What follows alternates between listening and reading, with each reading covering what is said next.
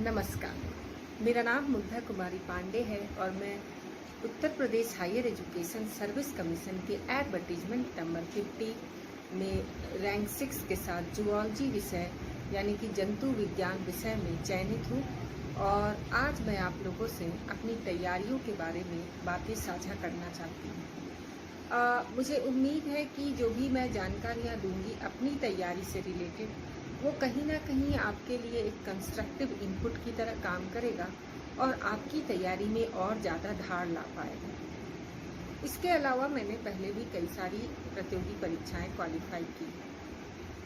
अब मैं बात करती हूँ कि मैंने इस परीक्षा के लिए विशेष रूप से तैयारी कैसे की। UP higher education service commission की जो असिस्टेंट प्रोफेसर की परीक्षा होती है वो मुख्यतः 2 स्तर की होती है। प्रथम स्तर है जिसमें रिटन एग्जाम होता है और दूसरा स्तर है जिसमें इंटरव्यू होता है। रिटन एग्जाम में आपके 200 नंबर के रिटन एग्जाम है, जिसमें कि 2 खंड है। खंड ए यानी कि जीएस यानी कि सामान्य ज्ञान का खंड, और खंड बी यानी कि आपके अपने विषय का खंड। खंड ए में 30 क्वेश्चन है, प्रत्येक क्वेश्चन 2 नंबर के यानी 60 नंबर के जीएस। खंड बी में आपके 70 क्वेश्चन है, प्रत्येक क्वेश्चन के 2 नंबर यानी कि टोटल 140 नंबर। सामान्य ज्ञान के लिए मैंने ल्यूसेंट का बुक इस्तेमाल किया था, जिसमें पूरी ल्यूसिड और कंसाइज मैनर में इकोनॉमिक्स, हिस्ट्री, ज्योग्राफी, पॉलिटी जैसी तमाम चीज़ें समायोजित की गई हैं। इसके अलावा मैंने करंट अफेयर्स के लिए स्पीडी को प्रेफर किया था।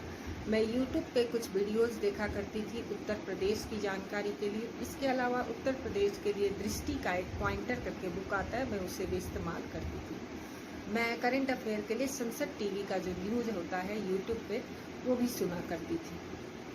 अब अपने विषय के बारे में बताऊँ। मेरा विषय जो जूलॉजी है, सबसे पहले तो जूलॉजी में आपका जो बेसिक्स है वो पूरी तरह क्लियर होना चाहिए और बेसिक्स के सारे सवाल आपके बिल्कुल सही हो जाने चाहिए। इसके लिए उपाय है एनसीईआरटी की क्लास 11 और 12 की बुक्स, बायोलॉजी के बुक्स। तो जैसे कि मैं उदाहरण देती हूँ, उत्तर प्रदेश के ही एग्जाम में पूछा गया था कि सर्टोली सेल्स कहाँ पाया जाता है। टेस्टिस में पाया जाता है। सबसे एबंडेंट इम्यूनोग्लोबुलिन कौन सा है? आईजीजी है। इसी तरह मध्य प्रदेश में आया था कि लिपिड सॉल्युबल विटामिन कौन कौन से हैं। तो ये इस तरह के जो आसान से हैं ये आपको तुरंत ही एनसीईआरटी से मिल जाएंगे और इन क्वेश्चंस में बिल्कुल भी कंफ्यूजन नहीं होना चाहिए। दूसरा, मैं ऑब्जेक्टिव्स बहुत सॉल्व करती थी। इसके लिए मैंने जहाँ भी रिटन एग्जाम से एमसीक्यूज के थ्रू असिस्टेंट प्रोफेसर बनते हैं, चाहे वो गुजरात हो, राजस्थान हो, मध्य प्रदेश, छत्तीसगढ़, केरल, सब जगह के, उड़ीसा, सब जगह के मैंने क्वेश्चंस को डाउनलोड किए थे, सारे के आंसर की इकट्ठा किए थे। यूपी के पुराने सालों के क्वेश्चन, चाहे वो जीडीसी के, चाहे हायर एजुकेशन के, सबके क्वेश्चन मैंने डाउनलोड करके सबके आंसर की जमा करके सबको सॉल्व किया। और किसके आंसर की नहीं मिले तो खुद से आंसर ढूंढकर विभिन्न स्रोतों से, चाहे वो बुक हो, चाहे वो इंटरनेट के माध्यम से, सभी जानकारियाँ इकट्ठा की। फिर इसके अलावा मैंने नीट के भी प्रीवियस ईयर एमसीक्यू सॉल्व किए। और चूंकि मेरे पास ज़रूरी तो नहीं है, पर चूंकि मेरे पास घटना चक्र की एक साइंस की एमसीक्यूज के क्वेश्चंस वाले बुक थे, तो मैंने उसके बायोलॉजी सेक्शंस को भी सॉल्व किया। तो ये जो तमाम क्वेश्चंस हैं ये आपके बेसिक्स और एडवांस तक के लिए हेल्पफुल है। अब कई बार ऐसा होता है कि एडवांस लेवल पे कई सारे जो आपके डिपेंडिंग ऑन बैकग्राउंड आपके कुछ सेक्शन वीक रह जाते हैं, चाहे वो वर्टिब्रेट इनवर्टिब्रेट के सेक्शन हो, चाहे वो मॉलिकुलर हो या बायोकेमिस्ट्री हो, तो उसके लिए आप कोई रेफरेंस बुक प्रेफर कर सकते हैं। तमाम तरह के रेफरेंस बुक आते हैं जिस पे आप चाहेंगे तो मैं आगे चर्चा करूँगी। फिर मैं बात करूँ इंटरव्यू की, तो इंटरव्यू 30 नंबर का होता है, पर इंटरव्यू में मुझे मात्र 17 नंबर मिले थे।